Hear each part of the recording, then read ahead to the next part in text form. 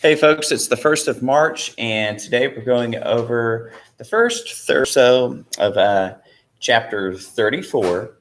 And this has to do with the 12 Caesars. Of course, these are some of those Caesars that are the Roman emperors that are immediately following Augustus. And so we have the following terms up on the board with Tiberius, Germanicus, Caligula, the Praetorian Guard, and Claudius, three of which being emperors, and two of which being a bit more of the military establishment during this time. So, as you remember when we were together last time, we were talking about how during the time period when Caesar Augustus or Octavius became Augustus, he led a rather peaceful time period in Roman history. This is a time period with a lot of economic success, very little warfare, a lot of building and arts projects, things like that, a lot of consolidation of the empire. But he couldn't live forever. And so one of his chief advisors, a guy named Tiberius, is going to be who he appoints to the position. During the time of Augustus, Tiberius was seen as a very intelligent man. He was known for very little corruption. He seemed very capable of the job. But as you saw, people knew that he had a bit of a temper. And so whenever Augustus died, the Senate essentially put on this whole show to beg Tiberius to become their emperor. It's almost like they had already thrown off any vestiges of the old empire. And so Tiberius became emperor, but he also became very paranoid. And as he became paranoid, he started moving more and more into using assassinations, especially through poisoning, as a tool to put down people he saw as a threat. He eventually got so paranoid, he's going to wind up moving to a palace he's going to have built off the coast of Italy known as the Isle of Capri. And so here on this island, he's going to have multiple palaces built with pools and gardens. He's going to have supplies brought to him by a ship. He's going to, yes. He's going to have essentially a small army of slaves that are there at his beck and call. But he's still going to get news of the empire through couriers, through news, and through messengers. And he's going to send out edicts. And he's even going to send out assassination orders and things like that. So you see a lot of the buildings are still there today. At least some of their interiors are still up. So while he was gone, though, for all these years, the Romans came up with wild stories and rumors of the things that were going on there. So it was speculated that Tiberius lived a life full of just like extreme banquets and very bizarre sensual habits and things like that. Kind of like the kind of corruption that ancient authors usually pegged on people who had too much wealth and power and eventually grew corrupt. Eventually, though, due to people being very fearful of him, and they grew so, like it was said that the Senate was so happy when they thought he was going to die that they already appointed somebody to take his place. And if you remember, we had the story of Germanicus. Germanicus was a faithful Roman general who actually stopped an uprising against Tiberius. However, because Germanicus was so popular, Tiberius saw him as a threat and had him killed. However, though, because he was so popular, his son was also popular, Caligula. And so the Senate appointed Caligula as the new emperor, even while Tiberius was still alive. But when it looked like he was going to get healthy again, they had him smothered to death, as this picture kind of shows. Caligula, his first year or so as emperor, he's going to actually do a pretty good job. He's going to be seen as a very pious emperor. He's not going to be seen cruel like Tiberius was. So people were having a sigh of relief. They thought it might be another age of Augustus. However, he started showing signs of very bizarre behavior and very bizarre beliefs. It was a bit crazy. Yeah, so like we would say today, maybe he had a form of schizophrenia. And he was at the age, too, being a young man, is when that tends to start showing up. And so... Could have just been a bit off, though. Could have been, but he would do things like have conversations with his horses. He'd have people killed at random just for the fun of it. He deemed himself to be a living god and had a temple built to himself with a giant golden statue. Well, yeah, I mean, a lot of ancient kings kind of played the hey, I'm a human god card before. But this was seen as very un-Roman. You know, they were like, wow, that sounds like something like some crazy, like, puppet state Persian, like, middle of nowhere would have done like a couple thousand years ago. So they thought that was kind of strange. He would even have Roman citizens killed at random for the fun of it. He would just keep doing very bizarre, random things, like just having people like flogged for no reason. People were getting very, very fearful of him. He was wanting to destroy a lot of ancient Roman arts and literature. Of course, your book also details the story where he intended to go to Britain, but when he made it to the English Channel, he was so amazed by the seashells. Instead, he had his soldiers just collect seashells and bring them back home. And so the Romans were like, this guy's very, very crazy. And so, however, though, because he didn't want to be killed like Tiberius, but he still grew paranoid, he enacted what was known as the Praetorian Guard. And the Praetorian Guard were Roman soldiers who were paid much better than Roman soldiers, but they had to be the best of the best. And as you see, they had their own individualized kind of guard, where they wore purple, and here you see on their shield their standard. They were known as the emperor's bodyguards. But, bless you, they're going to grow very wealthy. And the Praetorian Guard are going to become so powerful that they're going to get to pick and choose who the emperor is.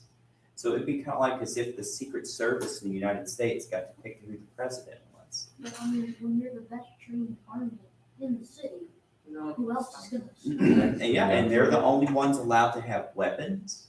Every other Roman and even Roman soldiers are not allowed to be armed within the Roman city. And so, yeah, they're the elite troops, and we've seen before in the past that when the military wants to run Rome, they get to. Caligula, people are going to have enough of it. The Praetorian Guard is actually going to turn against him and assassinate him. And they're going to assassinate all the members of his family, except for one guy. And that one guy is Claudius. Would you like some trauma? And so poor Claudius, he was so scared that whenever Caligula saw somebody as a threat, he had them assassinated. So Claudius had a bit of a speech impediment and a stutter, and he always pretended to be an idiot in front of Caligula, so he wouldn't be deemed a threat. He was actually a very, very intelligent man. And whenever the Praetorian Guard killed Caligula, here's Claudius. He actually thought they were going to get him too. But the Praetorian Guard actually planned to prop him up as a puppet emperor. And so here he is. He hid behind a curtain whenever the assassinations were taking place. And he was very, very scared. And then when the Praetorian Guard opened the curtain, he thought they were going to stab him to death like they did with everyone else in his family. But instead, they wound up bowing to him and saying, "Hail Caesar." And so he was a little bit taken back by that. Traumatized forever. But he took the position well. He was known as one of the good emperors of Rome. He Yeah, helped. before all those battles. Less Yeah, murders. well, for a couple of He's battles. over here like, oh, he killed my family, but you're giving him power. So. Yeah, it's like, okay, I'll take the position if you let me live. Yeah. So yeah, he's going to become emperor. He is going to help conquer, expand the empire north, going up into Britain. He's going to help bring about a lot of stability within Rome, and it had been lacking a lot of that stability under the time of Caligula, and a lot of the paranoia during the time of Tiberius. And so it's going to be seen one of the better ones. He's going to marry his wife, Agrippina. And Agrippina is essentially going to be, she's a socialite who's just looking out for her son, Nero. She's going to she's going to get Claudius to adopt Nero. But shortly after that, she's going to have Claudius assassinated so that Nero can become the emperor. And we're going to get to that later. And then we're going to have a classic story of an overbearing mother on a spoilt son who hates his mother. And that's kind of the story of Nero and Agrippina.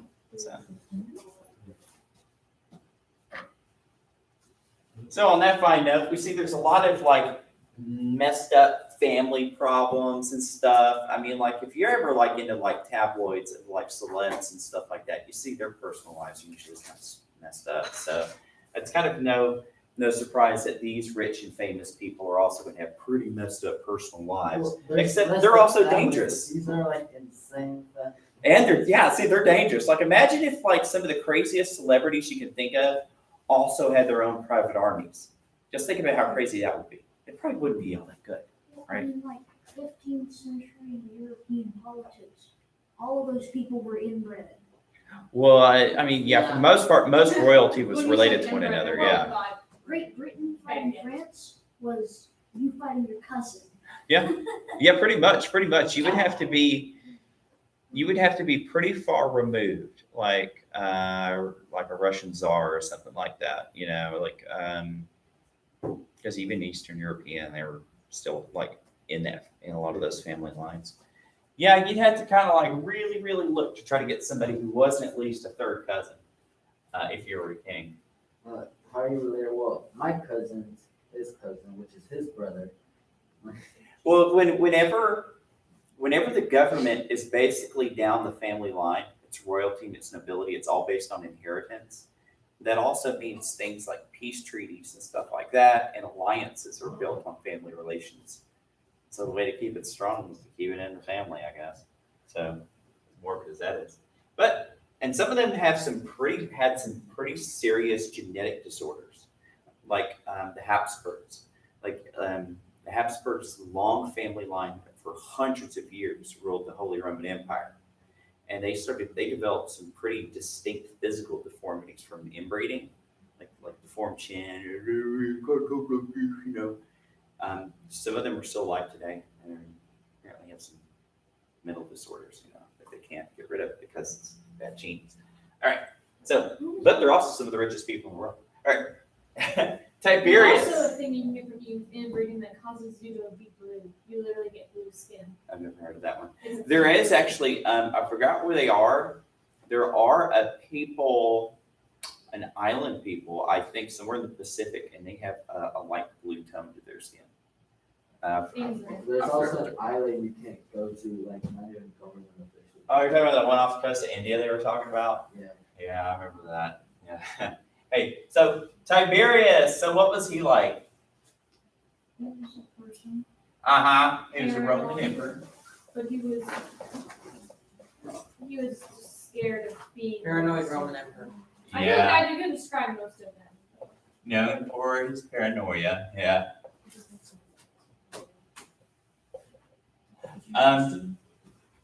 What else can you remember reading that was a little distinct that stood out about Tiberius? Very angry. Okay, yeah. No paranoia, killed rivals. What was he emperor during?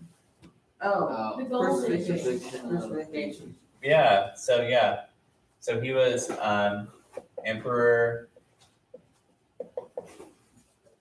during Jesus' crucifixion. So we see that though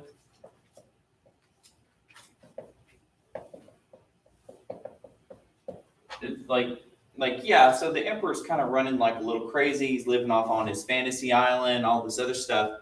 But a lot of the Roman provinces were still running like it was day-to-day stuff. So the emperor had a lot of say-so and things like that. But it wasn't like it wasn't like there was just chaos through the whole empire. So that most of the period of this time of Rome, for most people, was pretty stable. Hey, all right, what about Germanicus? What was that guy about? He wasn't a German. He was a Roman. Yeah, a Roman what? Wow. General. Yeah, a Roman general. Very popularly killed by Tiberius. Yeah. He was loyal too. Popularity led to Tiberius killing him.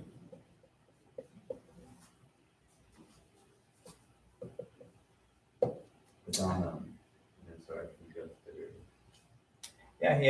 He even put down. So yeah, he was loyal and prevented insurrection. So isn't that some irony? So it's like he was a patsy. He like defended the guy who was going to wind up having him killed. So left their hand in holding the bag. So poor fella. All right. And so that leads us to Caligula. Who was Caligula the son of? Germanicus. Yeah, so son of Germanicus. Why did they call him Caligula? Oh, tiny shoe Small, thing. Yeah, little boots. Tiny shoe. You're the leader of your country being called tiny shoes. Yeah, That's right. so little boots. And what's he going to become? Crazy emperor. Emperor. Yeah, And if the emperor name Little Boot is down found, crazy. after Tiberius. Maybe so, maybe so. All right, so son of Germanicus, little boots, emperor of Tiberius. Y'all said he was crazy, so yeah, he was nutty. Anything else? He likes seashells. Like seashells. Okay. Sounds like a cool guy. Gonna go conquer Britain, but no, He was It's like, ooh. get seashells and At go least home. Yeah, that would be a new You're level of like special. beach combing. Just imagine just being like at the beach, seeing like an entire army just beach combing. You just you just leave. Yeah, for a lot of Native Americans along the Algonquin and all the way down to the Caddos, they would use seashells as money. So maybe No, it had don't similar leave. taste. You go and join. Eh, All right, so the Praetorian Guard. So what were these guys about? Protecting the emperor when it suits their agenda. The Yeah. Emperor's private guard. Elite? Yeah. Private Guard. We're going to see more of them later on. Roman emperors.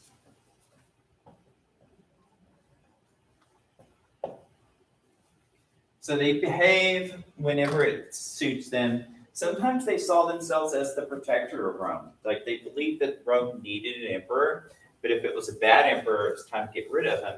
And they would even prop up emperors. However, there were times also where they were very corrupt, and they would promote somebody to be an emperor, whoever paid him the most. So that's a little dangerous. So Claudius, the Claude, and Claudius basically means an idiot. Like if you're a Claude. So like his they whole thought, family was assassinated because they The decided to dude make him the dude stand became for- emperor by pretending to be stupid. yeah, he was defenseless. Well, that's why like Stalinist Russia, the gulags were full of people like Solzhenitsyn, the guy who lived through the gulags and wrote about it. A lot of people were put in the gulags because they were seemed so smart that they were dangerous. Like if you're a general that was so good, when World War II, when the Nazis invaded Germany, they had to release some of the generals from the gulags because they put the best ones in the prison camps because Stalin was scared of them taking over. But then when the country got overrun, they let them back out to help try to defend the country. When the Nazis invaded Germany? I mean, Russia, yeah. See, dyslexia kicking in. All right, so, yeah, but I mean, you could see that here, that he wasn't a threat. He was a threat. Got rid of him, they're like, well, this guy we can manage, right? He's stupid. Yeah, he's like, he's a little slow. We can hold his hand. But he turned out to be a smart guy. And like, oh, he's a good actor. Whole family was murdered by the Praetorian Guard. Oh, Yeah. the night you will go to 7 when you fix that. So it became, Is Claudius gonna like avenge the family to just like kill everyone on the Praetorian Guard? no.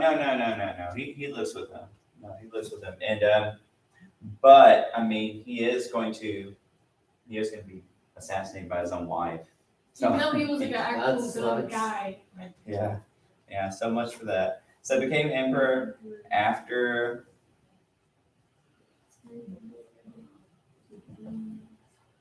was assassination. There was that one king from like Greek, mythology, that got killed by his wife. Yeah, it's Menelaus. Yeah, Menelaus, I think. Yeah, after all this work going to Troy for Helen, and then he comes back home, and I think she hasn't killed, right? No, Yeah, it's he- not. No? She kills him. Or was it? No, it was Agamemnon. He came home, and Agamemnon was Helen killed by his felt own super wife. bad. Yeah, She was just because like, she "Jump." cheated on him. She got that crazy. It was like,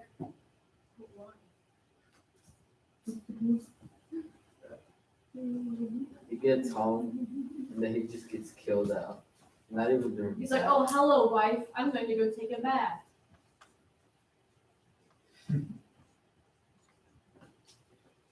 Well, he did kill his daughter, so. Because she was a bad person. Bad person by their standards. No, Yeah, she was, wasn't she? no, it was just a. they Artemis sacrificed just her. said- Oh, right. It was like safe travels. Safe travels. You're going to murder my daughter now. Yeah, so he just killed her, not really a big reason. Yeah. Yeah. It goes to show it's really dangerous being a very wealthy, powerful person, especially in ancient times. You could say today, like there's a whole bunch of shows about how the lotto ruined my life. I mean, The lottery. like the lottery, the lotto. But hey, folks, that's going to end it for today. We're going to go over another part of this section tomorrow and Wednesday. And then we'll see after that. I'm not sure if we're going to go on to the next chapter this week or if we're going to wait till after spring break. After spring break, we will have a test, but we're going to have some time where we're going to go over those things. And I'll give you advance notice. It won't be at the beginning of the week or anything. Otherwise, I'll see you later.